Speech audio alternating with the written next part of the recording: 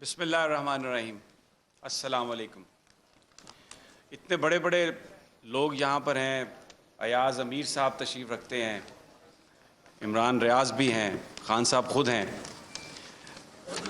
میں جو موجودہ صورتحال ہے اس کو بیان کرنے کے لیے منظر بھوپالی کی ایک نظم ہے، اس کے چند اشعار پڑھوں گا جو آج کی ساری صورتحال کا احاطہ کرے گی، اور ساتھ ایک عزم بھی ہے جس عزم سے پاکستان کے صحافی کھڑے ہیں۔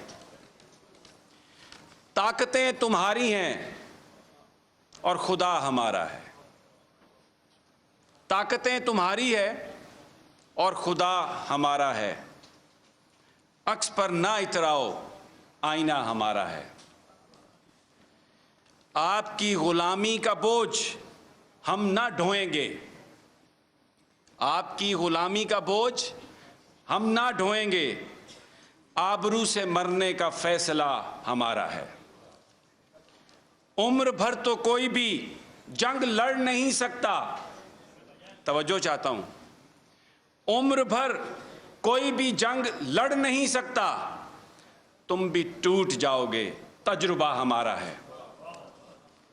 اپنی رہنمائی پر اب غرور مت کرنا، اپنی رہنمائی پر اب غرور مت کرنا، آپ سے بہت آگے نقش پا ہمارا ہے۔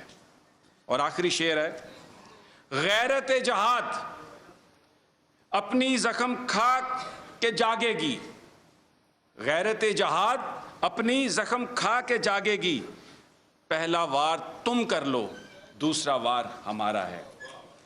میں صرف اتنا کہوں گا، جو ہمارے آنے والے مقررین ہیں، سینئر ساتھی ہیں، اس وقت جو صورتحال ہے ایک گھٹن ہے، ایک اندھیرا ہے، آوازوں کو دبانے کی کوشش کی جا رہی ہے۔ انڈیویجول صحافی ہیں، اینکرز ہیں یا یوٹیوبرز ہیں، سوشل میڈیا پر ہیں، سب کو خاموش کرنے کی سازش ہے۔ کہتے کیا ہیں؟ انتخاب کا نام نہ لو، کہتے یہ ہیں عمران خان کا نام نہ لو، کہتے یہ ہیں کہ ہمارا نام بھی نہ لو،